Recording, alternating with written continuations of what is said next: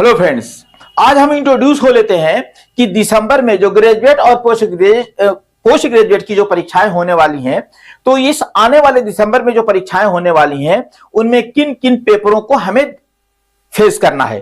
तो मैंने आपको बीए पार्ट 1 का, बीए पार्ट 2 का के बारे में पहले बता दिया है, आप लोग जाकर के देख लेंगे। और तीसरा जो बीए पार्ट 3 का है उस पेपर के बारे में आज मैं बता रहा हूं कि आपको इस दिसंबर में किन किन पेपरों की, किन किन चीजों की परीक्षाएं देनी है। बहुत ही महत्वपूर्ण है जो लोग बीए पार्ट 1 या पार्ट 2 या पार्ट 3 के स्टूडेंट हैं। तो इसमें जो है, आइए देख लेते हैं। आप सबसे पहले आपको ऊपर दिखाई दे रहा है, ये ईयर 3 है, ये ईयर 3 है। और दूसरी चीज क्या है, सेमेस्टर 5 है और इसका नाम है classical literature and historical of English literature. इसका क्या नाम है, classical literature and history of English literature. इसमें देखिए ये है क्या चीज, department of higher education, UP government, Lucknow, national education policy 2020 ये है। अब इसमें common minimum syllabus for UP for all UP state universities and college. ये जान लीजिएगा, यूपी के जितनी स्टेट यूनिवर्सिटीज है और जितने कॉलेजेस हैं सभी में इस टॉपिक को पढ़ाना है या पढ़ना है। ओके, और इसके सारे टॉपिक को आपको फेस करना है। तो इसमें जो जब से सबसे पहली चीज ये आती है, आप क्या देखेंगे इसमें कि ये आप देख रहे हैं, ये है इंग्लिश है, इंग्लिश ईयर 3 है, सेमेस्टर 5 है और ये इसका पहला पार्ट है। ये इसका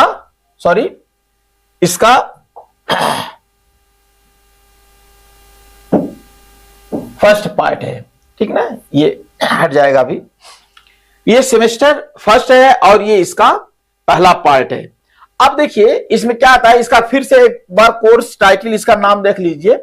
इसका कोर्स टाइटल है classical literature and history of English literature.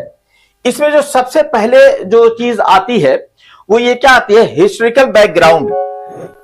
Classical literature में कहां से किस चीज को उठाया गया है, तो इस हिस्टोरिकल बैकग्राउंड में हमको पढ़ना है द इपिक का हिस्टोरिकल बैकग्राउंड पढ़ना है। फिर उसके बाद बर्थ ऑफ ट्रेजिडी का बैकग्राउंड पढ़ना है हमें। फिर उसके बाद comedy and tragedy in classical drama.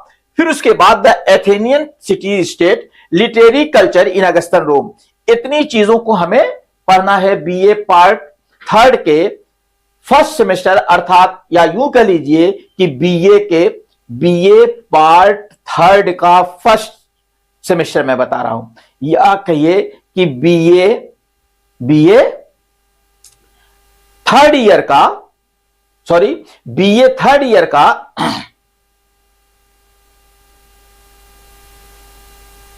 BA 3rd year का ये पहला पेपर है और बीए का ये 5वां सेमेस्टर है। होल ऑफ बीए जो है, पूरा बीए का ये 5वां सेमेस्टर है और 5वां सेमेस्टर का ये फर्स्ट पेपर है, फर्स्ट पार्ट है। तो इसमें देख लेता है हिस्ट्री। अब जो है इसमें दूसरी चीज जो आती है, दूसरा सेकंड यूनिट जो आती है, मैंने बताया कि सभी में कितने होते हैं, 8 यूनिट होते हैं। तो पहला यूनिट होता है हिस्टोरिकल बैकग्राउंड था। अब ये दूसरा जो यूनिट आ रही है, दूसरी यूनिट आप देख रहे हैं, ये प्रोज है। ये दूसरी यूनिट क्या दिख रही है आपको, प्रोज। इसमें प्लेटो द रिपब्लिक बुक 7, इसमें केवल एक टॉपिक पढ़ना है प्रोज में, एक प्लेटो की द रिपब्लिक बुक 7th पढ़ना है। ये देख लीजिए, बहुत ध्यान दीजिएगा कि 7th पढ़ना है। फिर उसके बाद इसमें तीसरी यूनिट जो आती है वो पोएट्री की होगी। इसमें होमर की द इलियाड बुक फर्स्ट पढ़नी है। ये आपका 3 यूनिट मैंने आपको बता दिया। अब चलिए आगे बढ़ते हैं, हम बात करते हैं चौथी यूनिट की। चौथी यूनिट में हमको क्या मिलेगा पढ़ने के लिए, ड्रामा।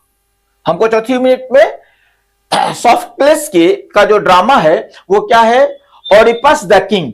ये बहुत मशहूर ड्रामा है, इसको हमको इसमें क्या पढ़ना है, चौथी यूनिट में हमको पढ़ना है। फिर उसके बाद आ जाइए हम 5वीं यूनिट की बात करते हैं।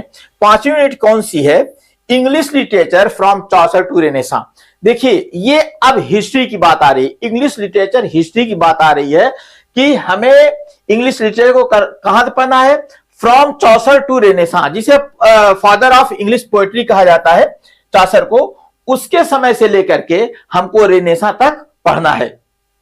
अब इसमें क्या आता है, चासर द डार्क एजेस, फिर उसके बाद रेनेसा एंड रिफॉर्मेशन, फिर उसके बाद miracle and morality plays, university wits, Elizabethan poetry, metaphysical poetry. ये इसमें कुल कितने टॉपिक हो गए, चासर को पढ़ना है, डार्क एजेस को पढ़ना है, रेनेसा एंड रिफॉर्मेशन को पढ़ना है, मिराकल एंड मोरालिटी प्ले को पढ़ना है, यूनिवर्सिटी विट्स को पढ़ना है, एलिजाबेथन पोएट्री को पढ़ना है और मेटाफिजिकल पोएट्री को पढ़ना है। ये इतनी चीजें हमें किस यूनिट में पढ़ना है, यूनिट 5 में पढ़ना है। चलिए अगर हम इसकी बात करते हैं आगे, तो छठवीं यूनिट हमारी शुरू होती है और छठवीं यूनिट क्या है इसको देख लीजिए। ये छठवीं यूनिट है, सॉरी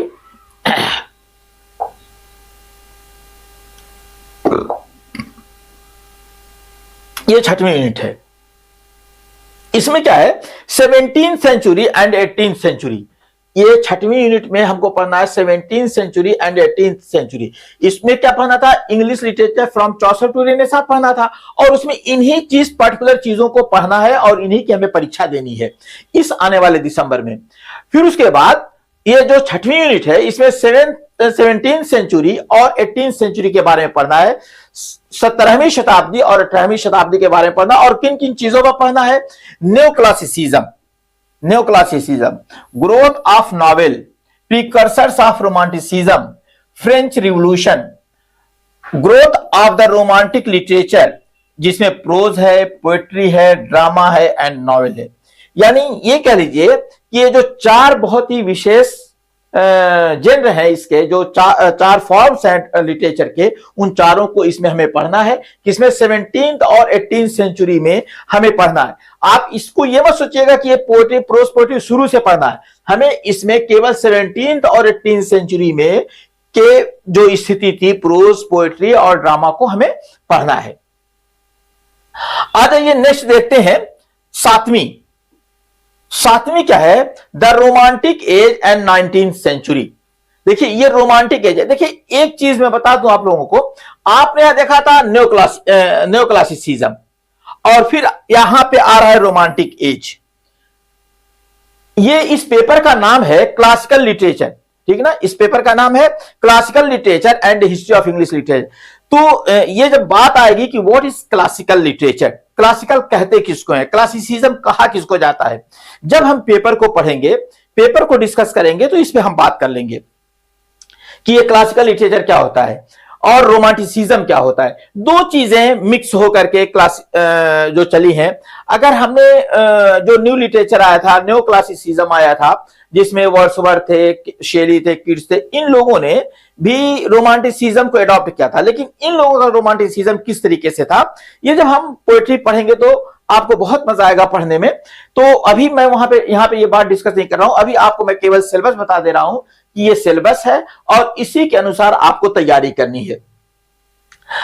इसमें जो है ये जो बात आ रही है कि the romantic age and 19th century, ये देखिए 17th सेंचुरी था एंड 18th सेंचुरी था। The romantic age and 19th century, ये 18th सेंचुरी के बाद 19th सेंचुरी आ रहा है, ठीक ना, 18 के बाद 19 आएगा ऑफ कोर्स। तो ग्रोथ ऑफ विक्टोरियन लिटरेचर, इसमें ग्रोथ विक्टोरियन लिटरेचर का इसमें ग्रोथ हुआ था। इसमें भी prose, poetry, drama and novel का ग्रोथ हुआ था। प्री रॉफलिट पोएट्री, इसमें एक और चीज ग्रो हुई थी, प्री रॉफलिट पोएट्री। और फिर उसके बाद 1990s, ये ध्यान दीजिएगा, इस पे बहुत ज्यादा क्वेश्चन आता है आपके 1990s पे, 1990s पे। देखिए मैं थोड़ा सा लिटरेचर में मैं ऑनलाइन क्लास शुरू करने वाला था, लेकिन वक्त काफी गुजर गया और कुछ मैं बहुत ज्यादा बिजी हो गया, तो इस पे बहुत ज्यादा बात नहीं कर पाया। अब मैं आपको केवल जो है लिटरेचर की इन चीजों को मैं बता दे रहा हूं। पहले आप पेपर को समझ लीजिए कि ये पेपर क्या है और इसमें हमें क्या क्या पढ़ना है। तो इसमें जो बहुत इंपॉर्टेंट जो चीज है वो 1990s है, इसको आपको समझना होगा, क्योंकि अगर आप इसको नहीं समझेंगे तो आप आगे नहीं बढ़ पाएंगे। फिर उसके बाद देखिए द 20th सेंचुरी, अब 20वीं शताब्दी में हमको आ जाना है कि 20वीं शताब्दी में क्या क्या पढ़ना है। जॉर्जियन पोएट्री, इमेजिनिज्म है ये, इसकी स्पेलिंग देखिए गलत हो गई, इमेजिनिज्म है ना, ये यहां पे छूट गया है, एंड सिंबोलिज्म। फिर उसके बाद 20th सेंचुरी नॉवेल, फिर उसके बाद साइकोलॉजिकल नॉवेल, फिर उसके बाद स्ट्रीम ऑफ कॉन्शसनेस नॉवेल, और 20th century drama, drama of ideas, epic theatre and feminism. देखिए ये जो 20th सेंचुरी चली थी इसमें बहुत सी नई चीजें आई हैं। जैसे अभी आप देख लीजिए हम लोग 21st सेंचुरी में चल रहे हैं, तो आज की ग्रोथ आप देख रहे हैं कि कितना तेज ग्रो हो रहा है, पूरे वर्ल्ड में ग्रोथ कितनी तेज हो रही है, हर लोगों के सोचने के, काम करने के तरीके बदल रहे हैं।